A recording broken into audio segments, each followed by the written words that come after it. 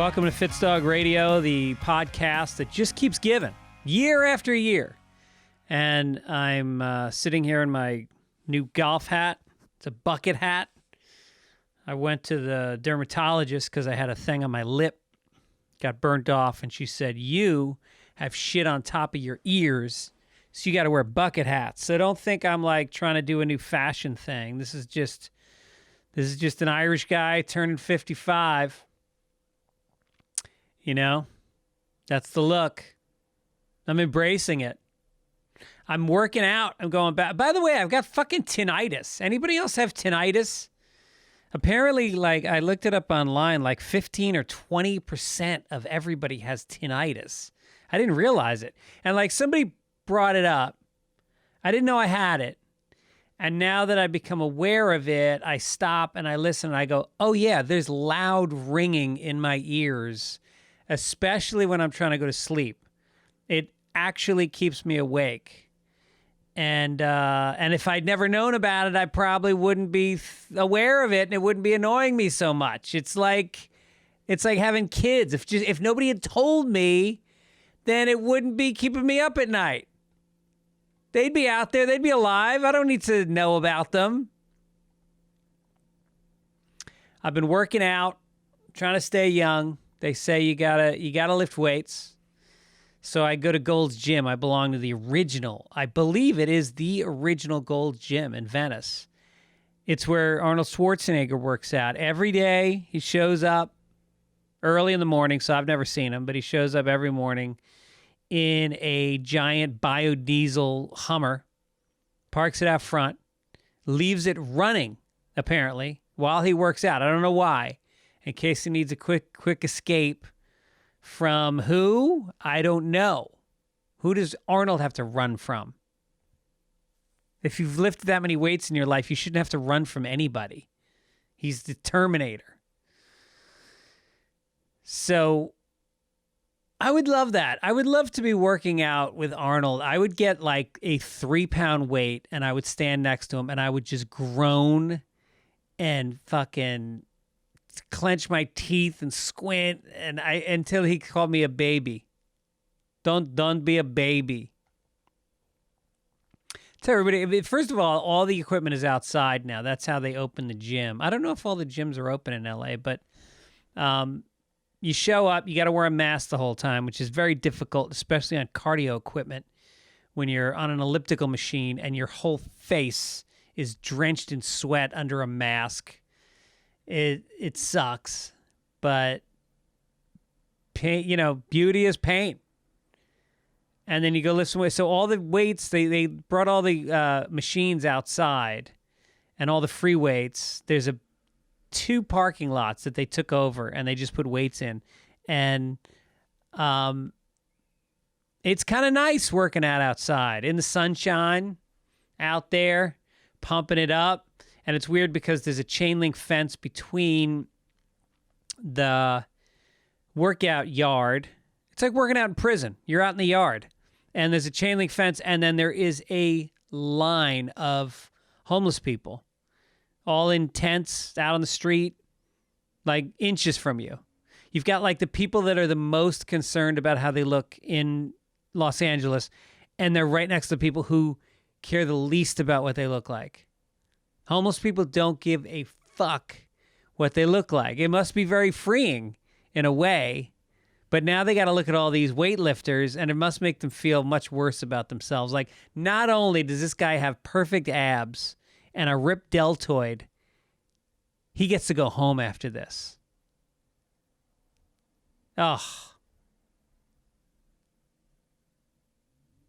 I get intimidated, but that's kind of why I like it. I think it shames me into working out harder, except then I didn't even know the gym was open. And then I noticed on my credit card that I'd been getting billed for like 3 months from Gold's Gym. And I'm like, why would I be getting billed from a gym that's closed?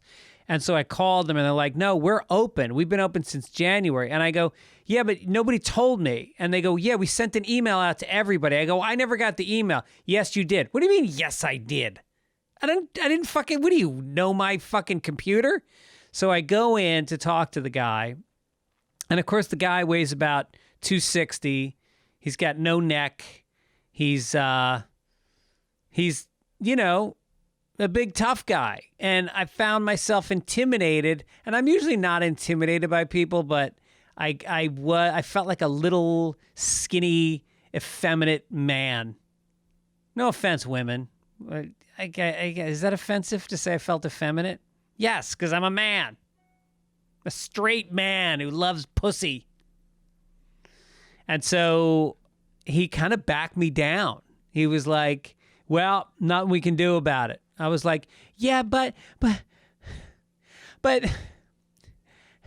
okay. And I just went, and then I did a weak-ass workout. So, it's always the same guys, though. It's like, the dudes they all have Gold's Gym tank tops on. Their arms are visible. And they've got on, like, they're outside with those mirrored sunglasses, the wraparound mirrored sunglasses with the tight goatee. And the hair it's not a mullet, but it's approaching mullet status. And then there's this guy the other day, and he's got on a sweatshirt. He's an older dude. He's like in his 60s, but he's still been lifting a lot of weights, and so he's still kind of big. And he's got a sweatshirt on that says Trump. And then underneath it says, fuck your feelings. And I went, ooh. And I went, mission accomplished. You just hurt my feelings. And I just thought, what kind of a fucking asshole wears that sweatshirt? You know, like, is that what Trump is all about? Is it just about, I want to make you angry? It seems like that's the intent of being a Trump supporter for a lot of people, is just to make liberals angry. Oh, what a horrible intent to go out into the world with. How about peace and love, everybody? Like Ringo said, peace and love. And so 2 nights later, I'm at the Ralph's is the supermarket here in LA. And I get into my car after buying some stuff, and I see Trump guy. He doesn't have the sweatshirt on, but I recognize him. He's got a gray ponytail, and it's him. He's got this fucking shitty look in his eyes. And so he walks across, and I purposely did a loop, and I drove, and he started walking into the lane, and I just drove right towards him. And at the last second, he saw me, kind of jumped out of the way. And I can't believe he didn't punch my car or do something or yell. He didn't do anything. And I felt this joy. It wasn't a big act of defiance, but it was something. Trying to hit him with my car was something, even though I was going about 9 miles an hour. That's fine. He hurt my feelings.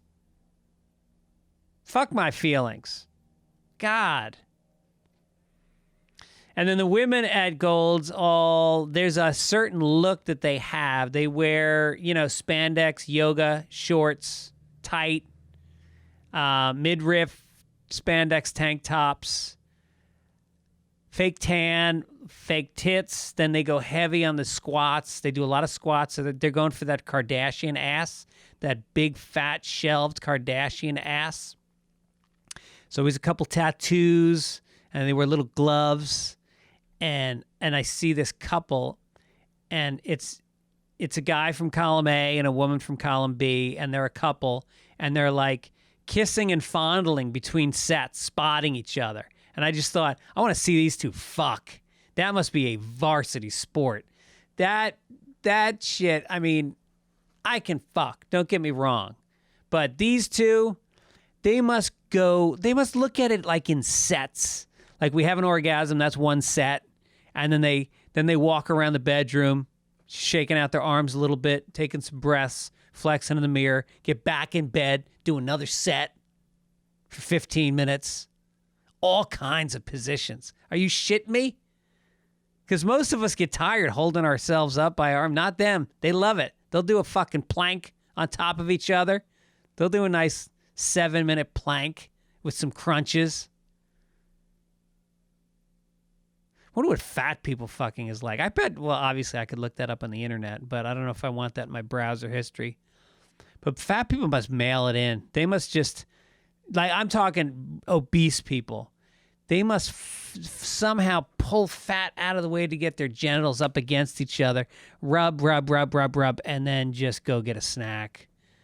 That's it. I should look up weightlifter sex. I'm kind of into it now that I'm thinking about it.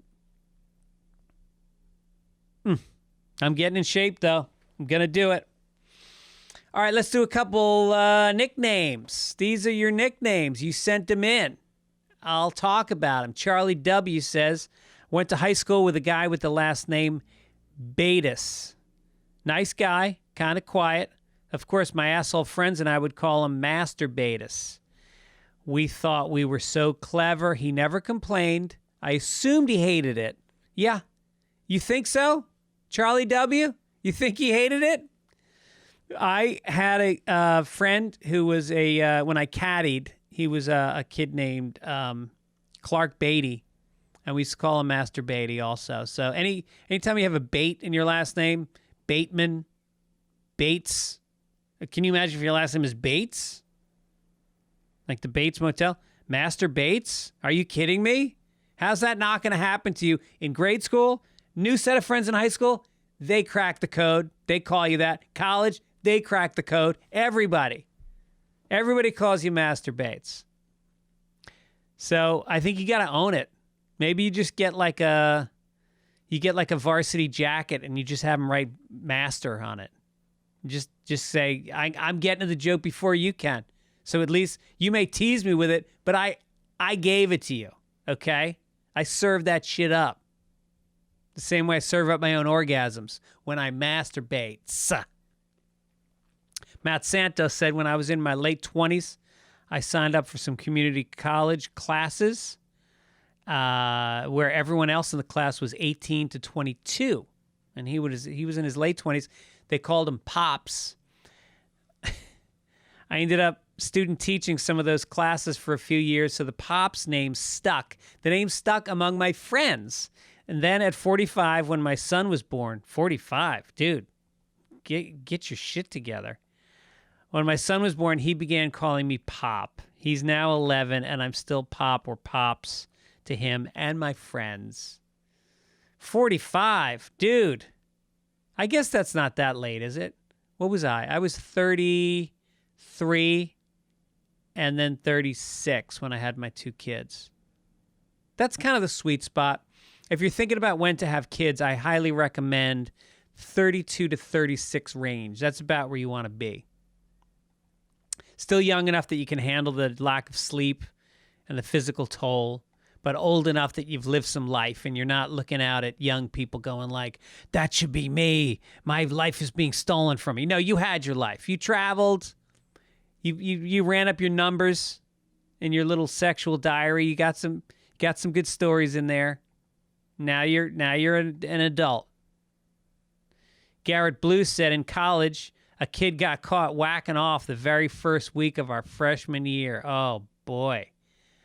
And from that day forward, everyone called him Carrot Cuffer. Even the girls. Carrot Cuffer. Wow, would you go to school in a fucking farm town? Was that in Kansas? Imagine getting caught your first week of freshman year. I honestly do not think of all the times I've masturbated, which I can't even put a number on, I've never once gotten caught. That's pretty amazing when you think about it. You know, that just goes to show, like, the Catholic shame of how nobody's ever going to catch me. I'm so ashamed of this. And, yeah, I've never been caught. Well, life's not over. Who knows? Something to shoot for. All right, listen. Speaking of great things, I am not only improving my body, but I'm improving my spirit, my soul, and my mental health. As a lot of you know, I have suffered from depression my whole life, runs in the family, and I have dealt with it with therapy. Some therapists better than others, but almost entirely positive experiences. And I've been able to accomplish things in my life that never would have been possible if I hadn't gone to therapy. So let me just say this. Fitzdog Radio is sponsored by BetterHelp Online Therapy. It is May is Mental Health Awareness Month. So throughout June, Fitzdog Radio is proud to join the cause of destigmatizing therapy.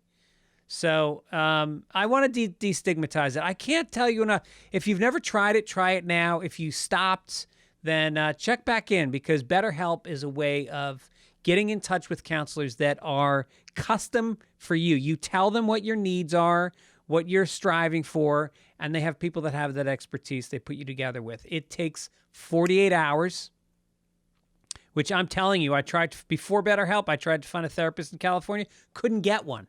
They were all busy. They were all booked up. They've got access to professional counselors who, again, highly qualified, and they're recruiting additional ones. I don't know if you're a counselor looking for work, but financial aid's available if you can't afford it, and it's much more affordable than in-person counseling that I've gone to. Quite a bit more affordable.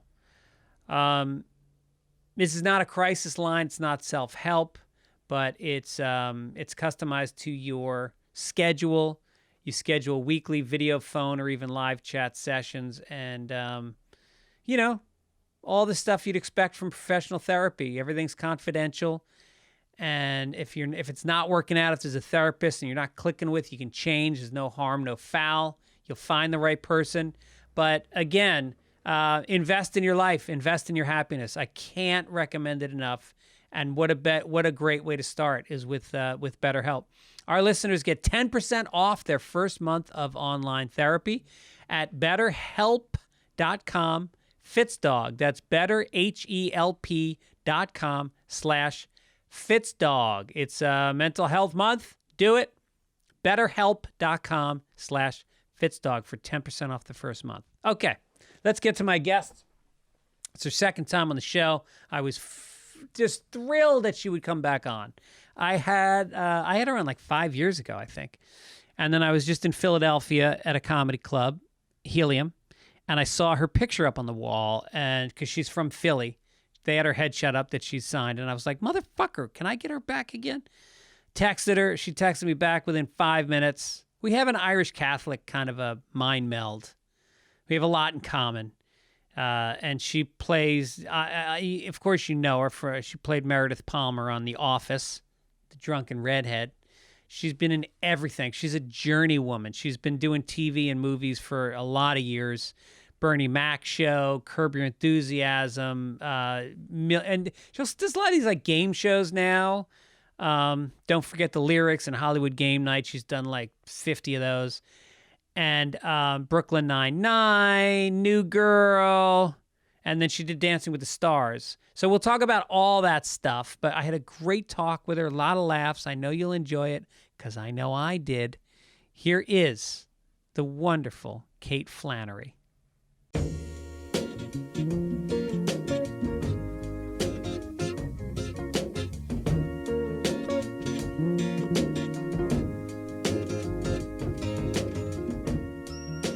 You are so fucking Irish. 11:59 on the nose. Does that make me Irish? Usually, I thought the Irish were a little late. Oh no, I just think of you as like this good Catholic girl with family values who's like done a lot of irreverent theater and TV, but at your core, you're like your dad's girl.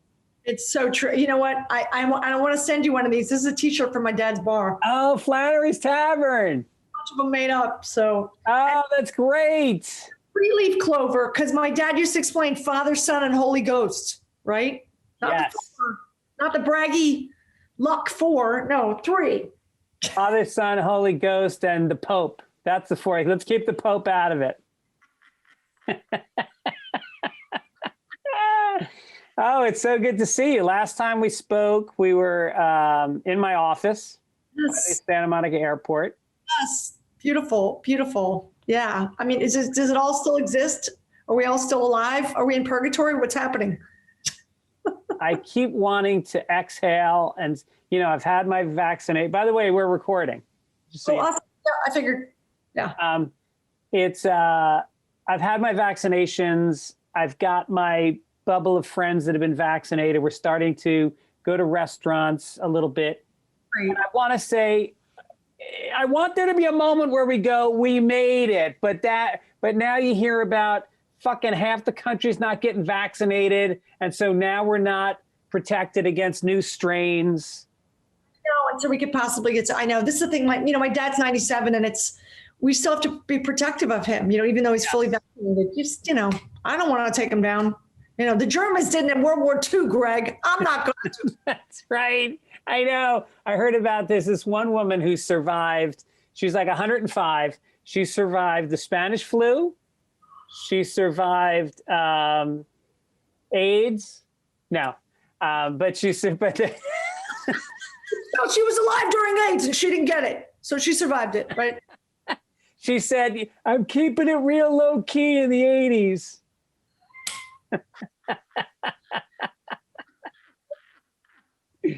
Oh God. It is the thing about AIDS, and this is a little bit dark early into the podcast, but at least with AIDS, like you had fun catching it. You had some unprotected sex, you did some drugs, you partied a little bit. Sure. And when you say you mean you. I did. Right. I was a madman in the 80s. I took a lot of risks. I got very lucky. Okay. I was not a madman in the 80s. I was a slow, I was like, cautious. Really wasn't. It wasn't until 1990 that I was like, still I got a groove, Is that right? The 90s is when you hit it? Yeah. I wasn't exactly a virgin, but I was almost like, I was practically, it was just technical, Right. Yeah. Early in the 80s, You haven't told your dad yet that you're not a virgin, have you? Yes. Is he watching? Oh my God.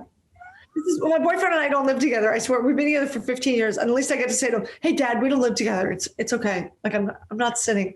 Do you think that's the reason why? No, I lived with the guy before years ago and I told my parents because they hated him mostly. Yeah. Oh, you were telling me you dated some nut in New York for a little while, right? Yeah. Yeah. Now he's somebody else's problem. Good riddance. Good riddance. Yeah. And we lived in LA too. Yeah. It was like a 2-year, like, anyway, it's the stuff that, one woman shows are written about, Right. Or podcasts. We can hash it out. I don't want to spend any more time than whatever, but at the time it was, it was like life lesson people that you're like, why do I have to have a life lesson person? Why do I have to have, I had a life lesson person who became famous. And then I was forced to have to watch commercials for this person's TV show. Oh, yeah. Wow. Yeah. And so it's so much better when your ex fails. Yeah. Oh, Not God. to be spiteful, but you don't. They go anonymous. It's just you don't even know anything about what's going on with them. Yeah. How is your boyfriend's son? I remember my son is the same age as he is. He's like 20 now. Yes, he's good. He moved in with his dad right when he graduated from high school. He was living in Washington State, since, like I think 4 or something. His ex-wife got to move the kids up there. Bummer. But yeah, so he's been living in them. But he started school in January. He's doing okay. He's like up all night with his friends gaming, which at first Chris was like, this isn't cool. I'm like, you know what? You're getting along. Like he has a little autonomy. He can't really leave. Most of his friends are out of state anyway. Like give him what he needs, little space. Yeah, that was our philosophy this year was like, let's just get through this. Whatever you guys need to do to get through it. We're going to kind of take a couple steps back and, not judge. And the fact that he was taking classes is good. That's all he needs to do. Yeah, he just started. Yeah, he's just doing community college right now just because he doesn't know what he wants to do. So he's like, oh. But, his sister's taking one of his classes with him. She's in San Pedro. She works for Skechers Corporate. She's doing great. Uh-huh. That's great. Maybe someday you'll move in together. Rush. That's okay. We get along. Look, Woody and Mia didn't do it, and that worked out pretty well. Yeah, right? Yeah. Well, what? No. Oh, Jesus. I did watch a special. That is like the feel bad TV of the. Oh, don't.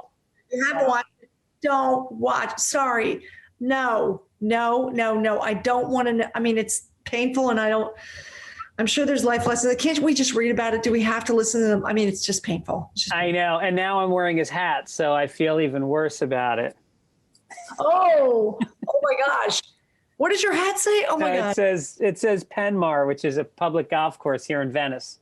But no, he wears the bucket hats, and of course. I am like you. I had I don't know if you've started having your skin frozen off yet anywhere, but my doctor found some stuff on the top of my ears, and she's like, "You're a bucket hat guy now." Yeah, you got to do it. Yeah, it's just how it is. Yeah. Yeah. Anything frozen off you yet? Oh yeah. Constantly. And I remember my parents were like that too, and I was like, "What's up with that?" We have sunscreen, but it's still, if all the damage was done. Because didn't you grow up going to the Jersey Shore every summer? Absolutely, Ocean City, New Jersey. Yeah, and like I remember like hiding under the boardwalk. I was so red. Or like take it forever to go to the bathroom up by the lifeguard stand because I just wanted to be inside in the shade. So it's crazy. My instincts were good. I just got talked out of them. Yeah, right.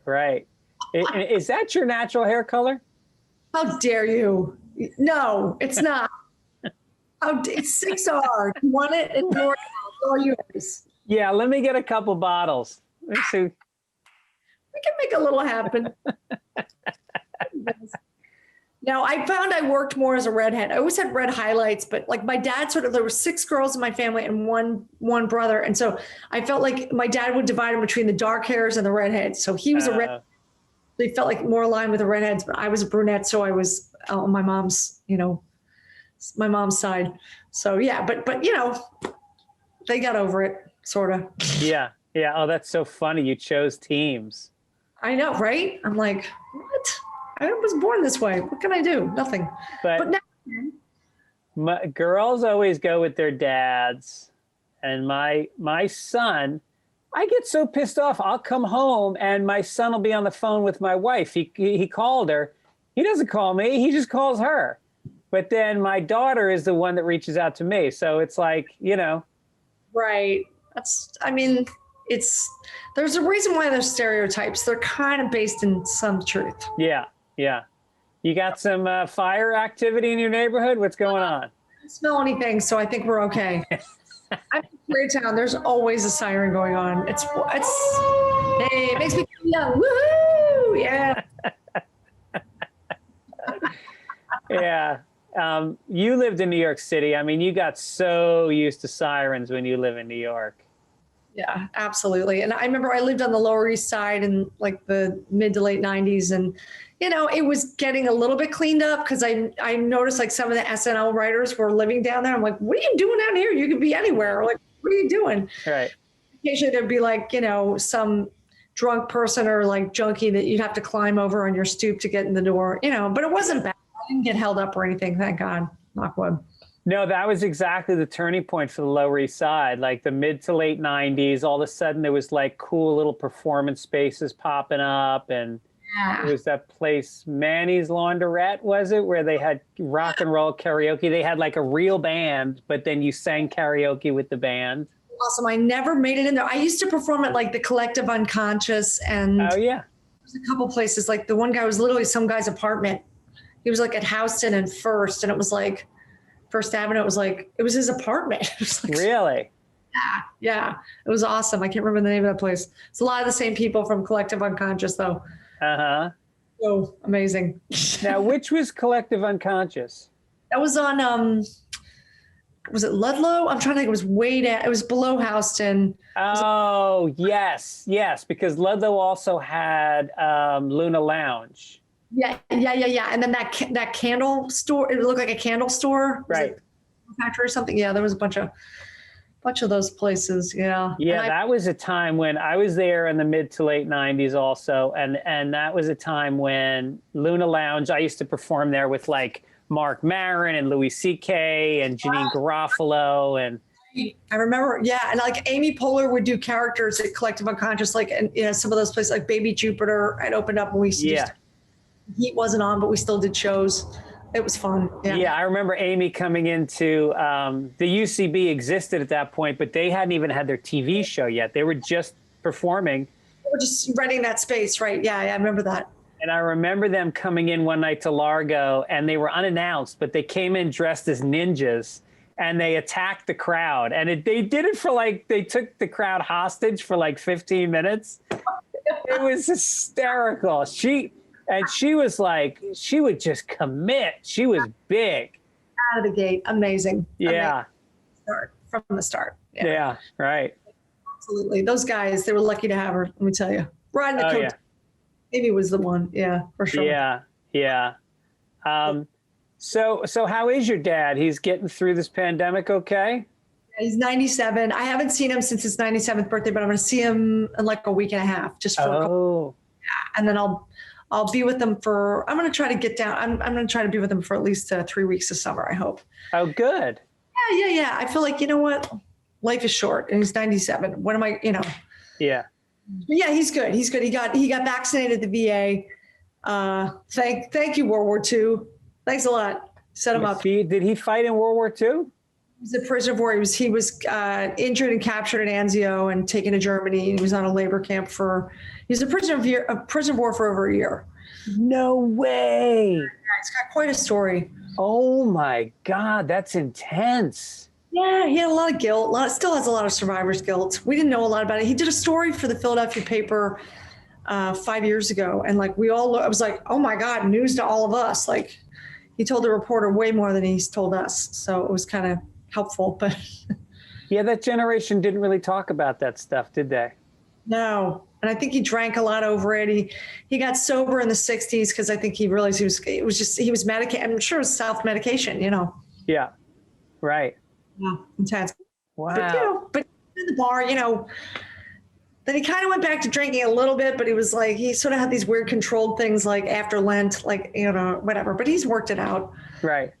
Judgy not. I'm not going to judge him. He's done pretty well.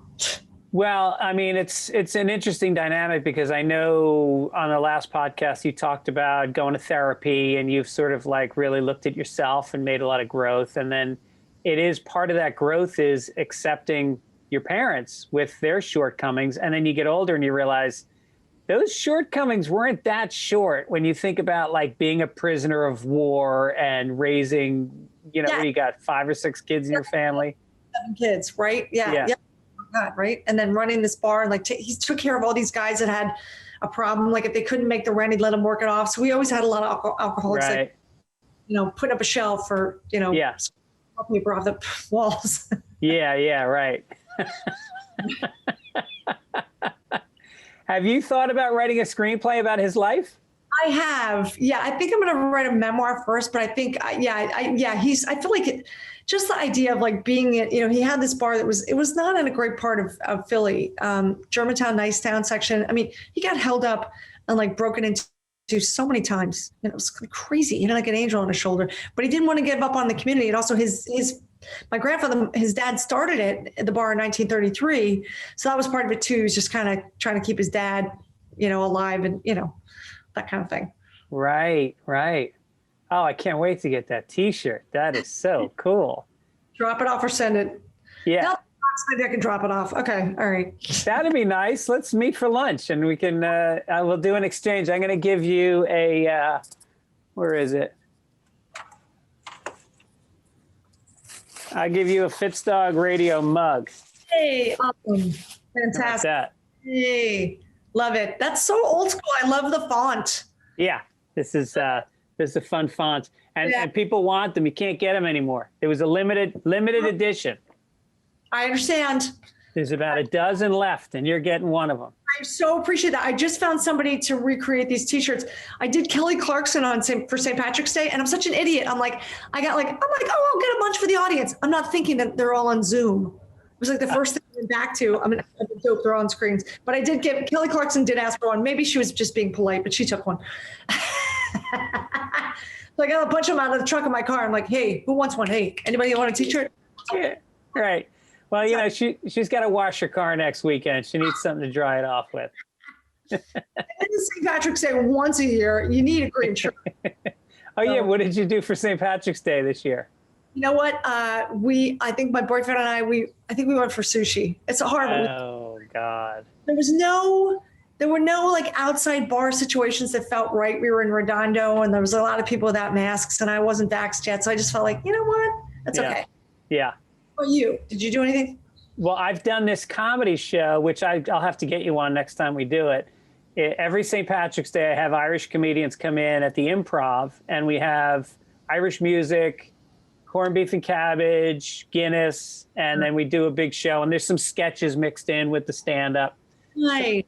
So we've done it for like 15 years, and then this year we did it at Penmar. They have a bar and outdoor seating, and they had this outdoor stage, and we did a show for about 40 people. But we got the corned beef and cabbage, we got the Guinness, and it was great. And we had a band play some Irish music at the beginning.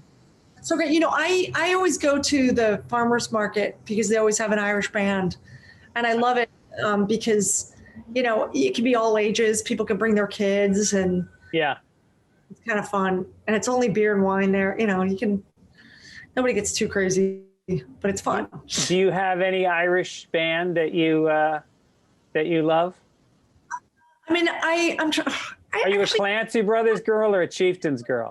I have them on vinyl in their fisherman sweaters. Yeah. But I like the Bing Crosby Christmas album. Because they used to play that at my dad's bar. He had a lot of Bing Crosby singles on the jukebox, and he had like Tora Laura and McNamara. You know, Who Put the Overalls in Mrs. Murphy's Chowder? Yeah. You know?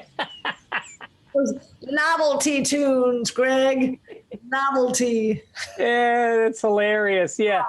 The Clancy Brothers had hooks. They had hooks in their songs. They did, and they have real soul. I've actually enjoyed playing that every year. And then I have this crazy needlepoint leprechaun that my aunt made. Somehow I got it, and I enjoy it. It's a little scary, but I love it. You know. Oh, that's sweet. Crazy. Yeah, I was reading Dylan's biography, and he talks a lot about the Clancy Brothers being a part of that West Village music scene back in the late 60s.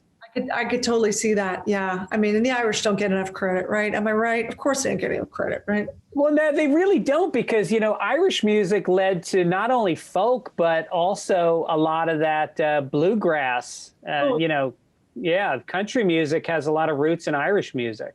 Absolutely. Yeah. No. Yeah. And I feel like there's, you know, it's like, even if you don't know the song, it's sort of in your soul, you know, you know it without knowing. And what I love about going to the farmer's market is that they'll have Irish dancers, but they're not young and they're new. So they just start taking class. So they're it's kind of awesome. This is when I studied like 1 year, like in the church basement or something, you know, and so I have like enough skills to look like I know what I'm doing, but I really don't. Oh, that's so cool. The Kaylee dancing. Yes, the emotion, no emotion from the waist up. All below under the surface. And I'm telling you, the release is more fun this is like Catholic school. It's like, there's a reason why Catholic girls are more fun.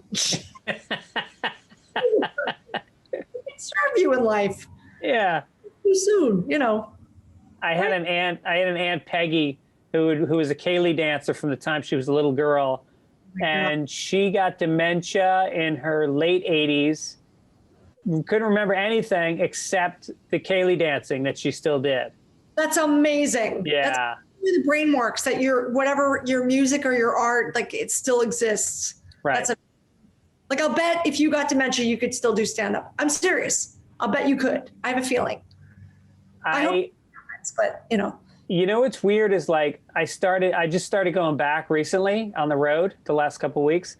And I was so worried I wasn't going to remember my act. And so, like, I sat down and I looked at, you know, notes that I had. And I was like, I don't even remember this. When I was on stage and I started, it just all came out again. All the transitions, everything was there. So great. It's amazing. Yeah.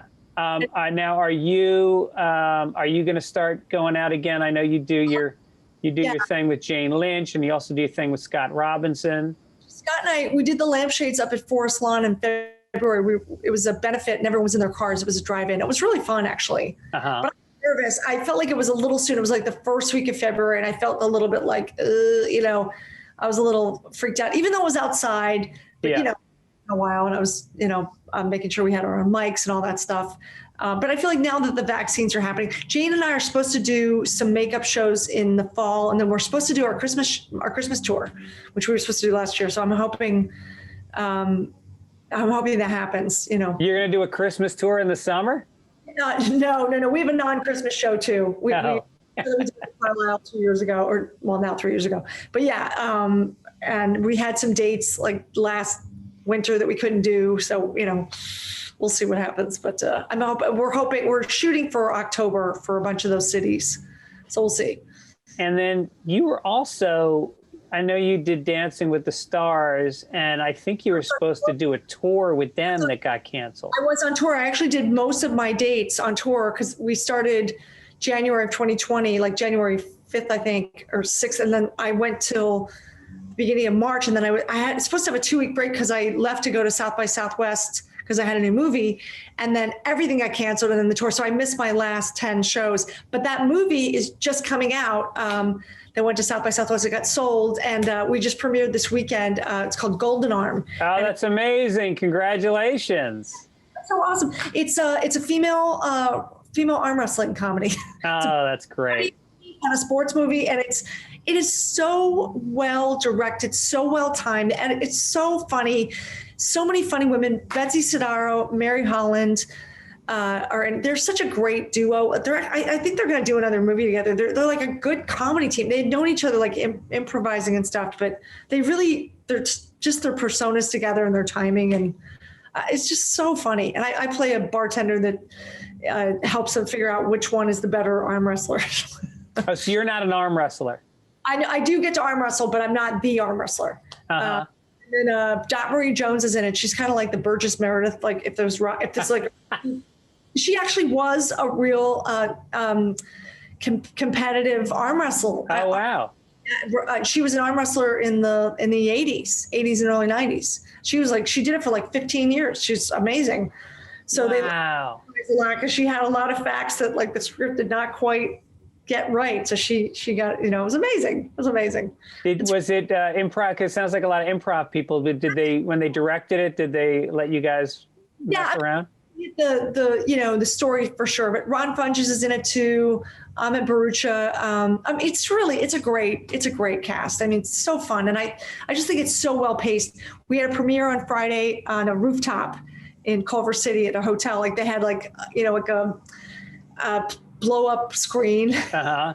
And then the next day we were at NoHo, the Lemley NoHo, doing a Q&A. They had like so it's in theaters, but it's also on Apple TV, and it's on Hulu and on demand, and it's called Golden Arm.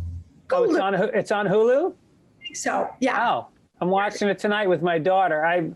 My daughter, obviously, like every kid her age, is a Office fanatic, has watched, I'm not exaggerating when I say they've seen every episode 5 times. That's to say, how old is she?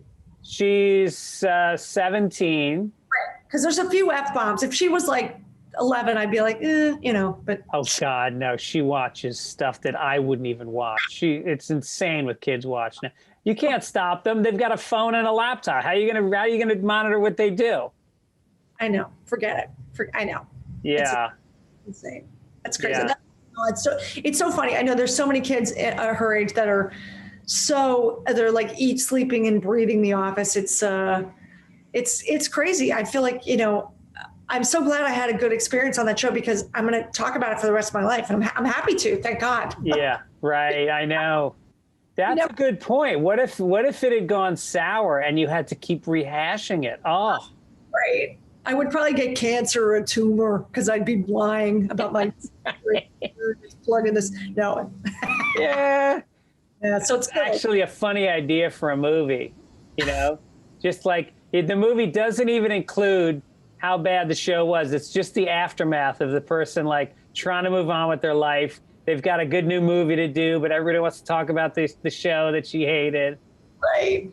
Oh my God. No, believe me, I'm grateful. I just did a couple fan things for The Office out of town for the first time because I was making up for like a contract that I had with them last summer. And so I'm trying to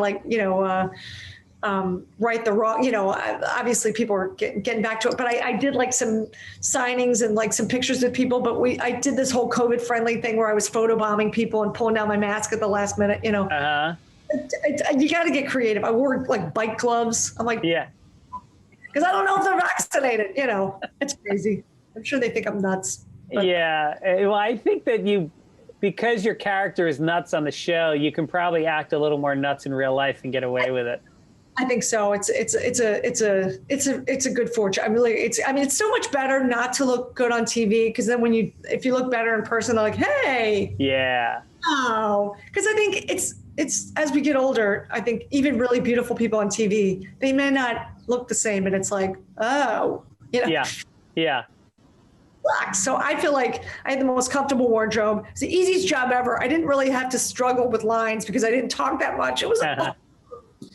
I'm like, you don't understand. Like when I have other gigs, like I can't go out every night, or I can't, whatever. We can't have dinner that night. I have to work on my line. Yeah. So it was the greatest 9 years for a million years. Yeah. Good. I've been asking all my guests the same two questions. Okay. One is, what did you learn about yourself in the past year? I learned that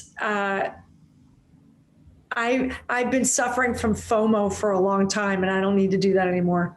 I always felt like I was doing 5 things a day. I would say yes to all invitations. Oh yeah. And some of that is like goodwill, and but some of it is also like, just calm down. It's okay. Yeah. And I'm not going to die if I don't, do everything I'm asked to do. It's okay. Right. And why do you think you say yes to everything? Well, some of it's because I'm really social and I have fun and I like connecting with people.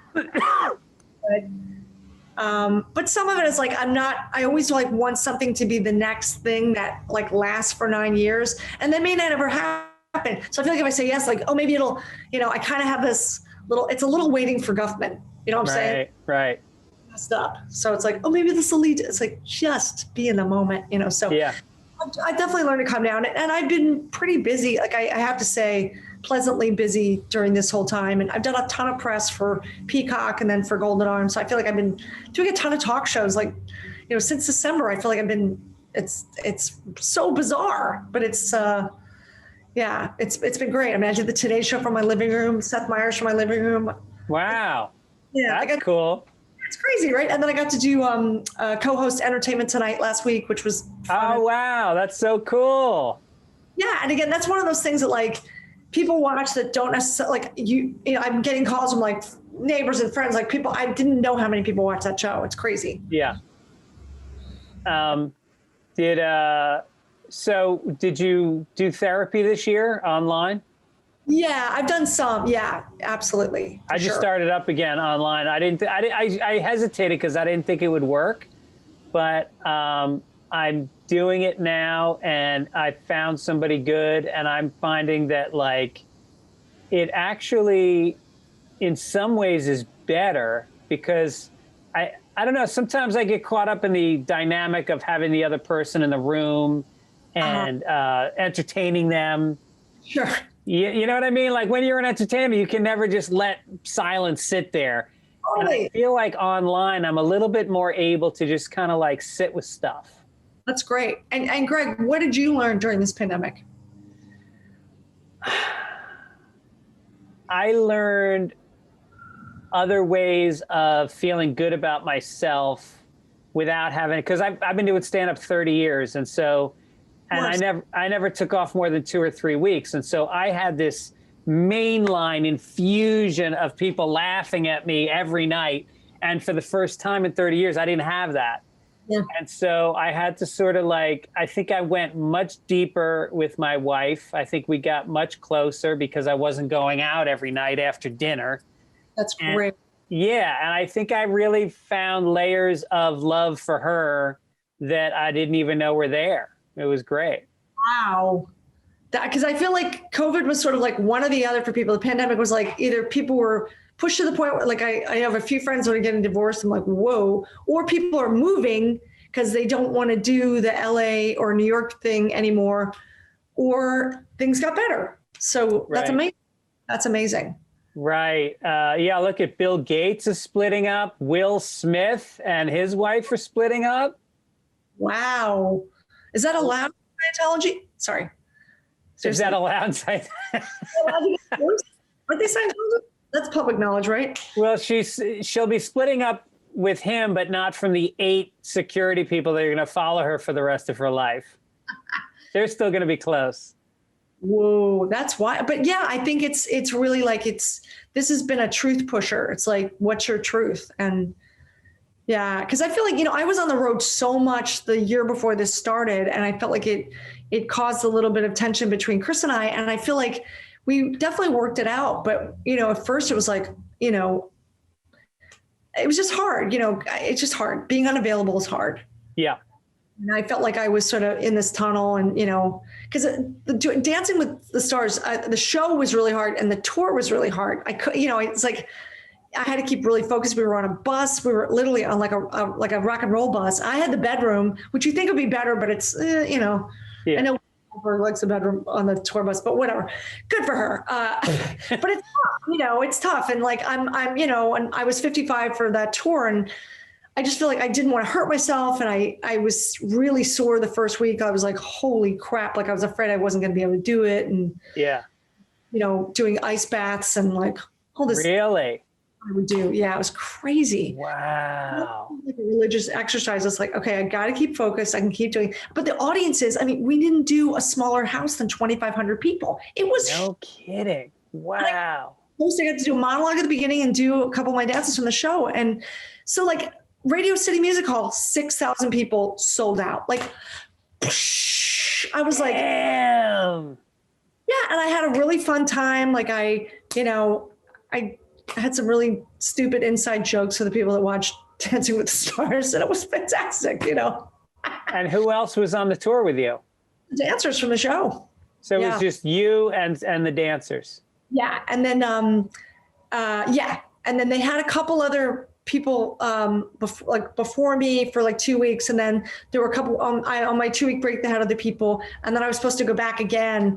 But I had more of the tour than anybody. I had, out of the 80 shows, I had 54. Everybody else had like maybe 8. I'm like, what? It was really fun. It was wow. Experiences like I'm very grateful for it. It was just one of those things where, you get older and you think you can do less, but like when you can actually accomplish something where you go, oh my God, I did that. Like that was real. So it just, it's almost like graduating from getting like an extra degree. It's like nobody else maybe can notice that, but I can. Yeah, no, that's incredible. Look, we're about the same age, and I just feel like I'm hitting a wall with, I used to be able to like start working out and I'd get right back in shape again. And now I just get injured. Yeah. Yeah. Well, I have a great physical therapist if you're interested. She's awesome. Oh, yeah? Yeah, I actually saw her a lot during this break during the pandemic, because I had frozen shoulder, which is like a tension thing that sometimes women in their 50s get. I had years ago, got over it, and then I got it in the next arm. I'm like, holy crap. But yeah, so it's there's some tricks, but yeah, it definitely requires some outside help for sure. Yeah.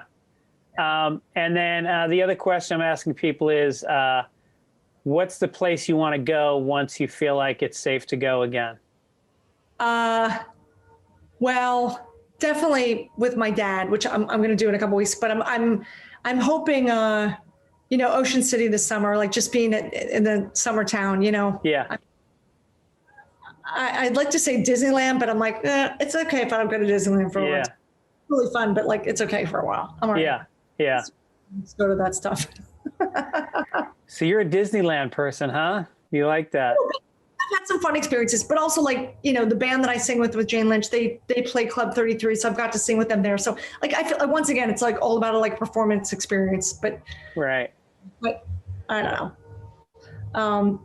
No, but trust me, I'm fine with the rides on the boardwalk at the Jersey Shore. That's totally fine with me. Yeah.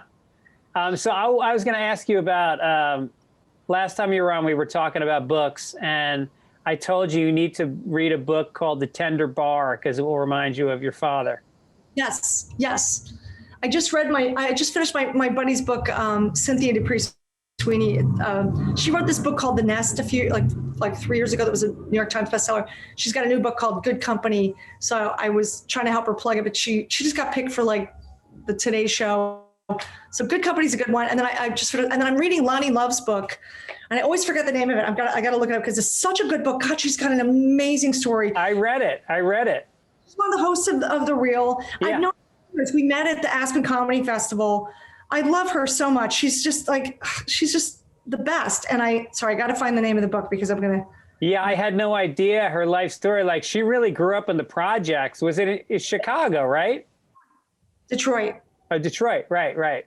It's called I Tried to Change So You Don't Have to. It's such a great book. Oh my God. Yeah. I feel like Mother's Day people, if you're looking for books, like Good Company's like light fiction, fun, like really fun. And and Lonnie Love's book, I Changed So You Don't Have to, is right up there. And and also I love Patti Smith's book, Just Kids. Oh my God. Yeah, that's incredible. I saw Patty's pictures at a few of the theaters. Like, I just missed her. She was touring when I was doing Dancing with the Stars. Like, she had just been in New Brunswick, New Jersey at that big theater. And like, there's a couple places where I just missed her. And I'm like, oh God. I mean, cause she's a South Jersey girl. She was from Philly, South Jersey. And, God, what a great writer she is. She's just, God, yeah, I'm not one to sit down and read a poetry book, then, but her book, her poems are also just so amazing. I have to read. I know. I feel like I've started, and I'm not. My attention's not. But the narrative of her starting out in New York in the late '60s at the Chelsea Hotel and living in those crappy neighborhoods with Robert Mapplethorpe. Yeah. And, oh my God! Just wow. Yeah, what a time that was. And being in love with a gay man and not knowing it, like all that thing, like I kind of relate to, even though, it was still happening in the 80s, I mean, there's definitely been an evolution, but that's sort of like kind of taking it personally and like realizing like, oh, it's not personal, but there was no experience. Nobody talked about it back then. So yeah. Right. Amazing. I saw her at the Bowery Ballroom a few years ago, and maybe it was more than a few years ago. And it was this amazing show, and she played horses, and then she pointed out her mother was in the balcony, in the front row of the balcony, and she kept like talking to her mother between songs. It was so sweet. I used to perform at the Bowery Ballroom with They Might Be Giants. John Flansburgh we had another band called Monopuff. He was in Monopuff. And sometimes we'd open for the Giants. I think we did at Bowery, and we'd play the Mercury Lounge a lot. Brownies, Acme. Yeah. Yeah. All these great little, like, it was awesome because we had a built-in fan base. When we started, it was like, I think people were like recording it and they would come back to the second show and know all the words like before the album was released. I'm like, how are they knowing the words? No kidding. So fun. Yeah, we had a great time. So fun. I opened for They Might Be Giants at Kent State University in Ohio.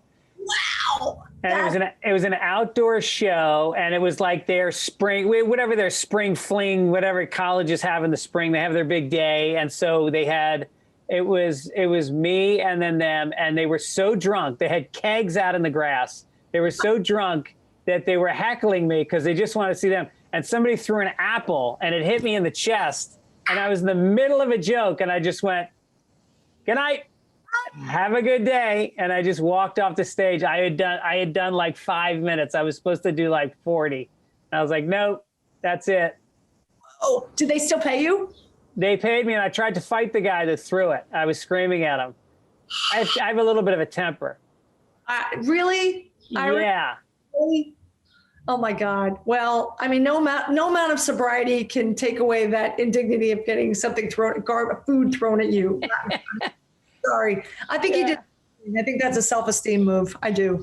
It also felt good to be able to walk, because like I've never quit on a set in my life, and I felt like this is the one time I can do it because contractually, like, I was in danger and I wasn't going to stick around, so I was able to get out of a bad set.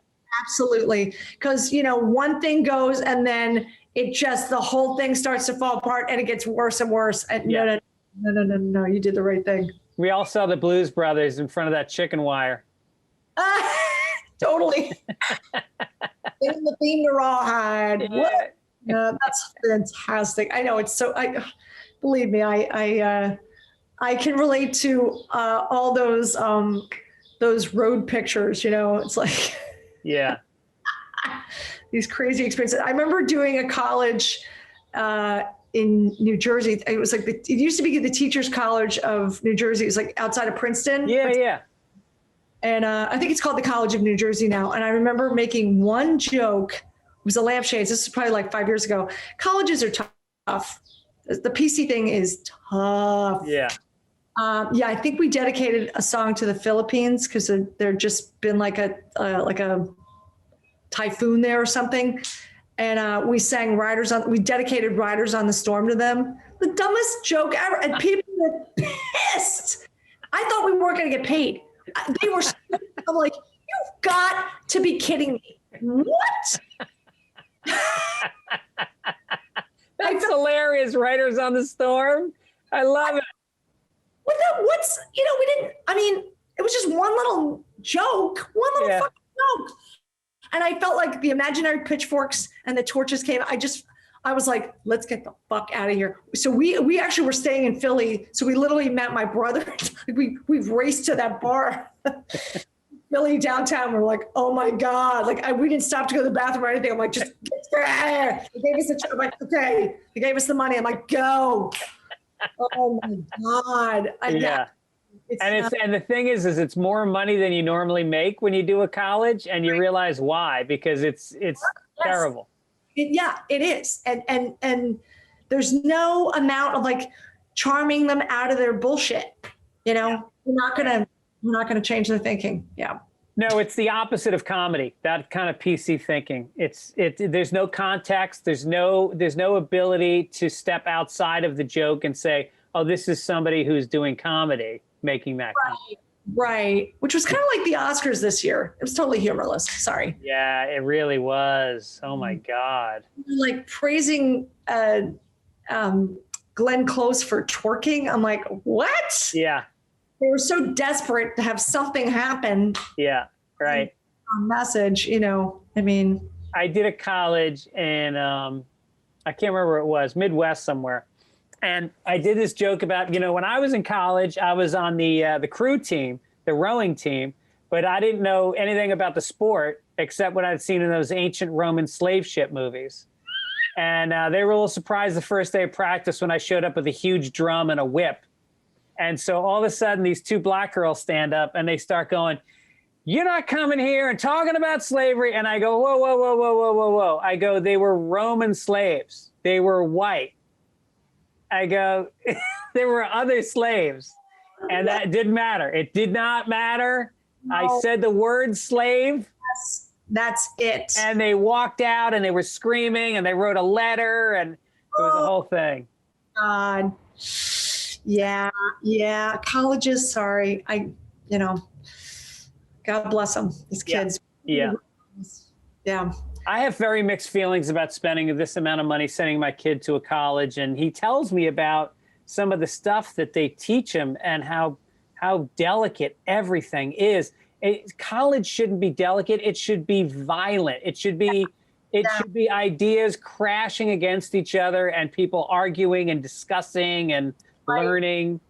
But they should be in like Russian Revolution class or Russian Revolution club. Like they should just be doing it like, not getting along in a good way, like, and having the fun of that rhetoric, right. That's where you land on your own opinion when you're defending it. If you can't defend your opinion, you may be able to change it, and so you got people have to call you on it, but in a way that's like constructive. It's not punishing. It's challenging. So crazy. Yeah. Again, just kind of, I don't know what needs to happen planetarily for us to make a shift, but right. Let's lighten up. Come on. Yeah, I know. Let's all lighten up. All right. Well, I know a great way to lighten up, everybody. Go to Hulu. That's how I'm going to watch it. If it is, in fact, on Hulu. I know it's Apple TV for sure, and I know it's on demand, and it's in some theaters. If you feel. Oh, it is in some theaters. Oh, that's cool. Yeah, we got a theatrical release. I mean, I know it's limited, but yeah, it's called Golden Arm, and it is really well paced. The laughs keep coming. So good. That's awesome. What's the director's name? Maureen Barucha. She's great. She used to be the director on Kimmel, and she took a chance. She had a regular gig for a long time, and she left, and she's like, I'm going to direct films and TV. Like, I'm going to, so good for her. She's on her way. And they just did a screening of it at the Directors Guild on Sunday, which is awesome. Cool. Awesome. She should get some good attention. I feel like she put some really great people together, and most of them just happen to be women. So there were female producers, female writers, mostly females in the movie. So it was pretty great. The sisters are doing it for themselves. This is true. They're arm wrestling for themselves. I love it. All right, check out Golden Arm. And Kate, such a pleasure to see you. Great to see you. And I'll see you. We'll figure out a drop-off for the mug. We're going to make, and then I'll actually see your real mug in person, right? Okay, yes, that's right. My mug and my mug. That's so awesome. I'm glad you're doing well, though. And thank you so much for having me. It means a lot. I love your green background. None of it's lost on me. It's fantastic. Good. I love it. So okay. Good. I'll talk to you soon. Yeah, Greg. See ya. Bye. Bye.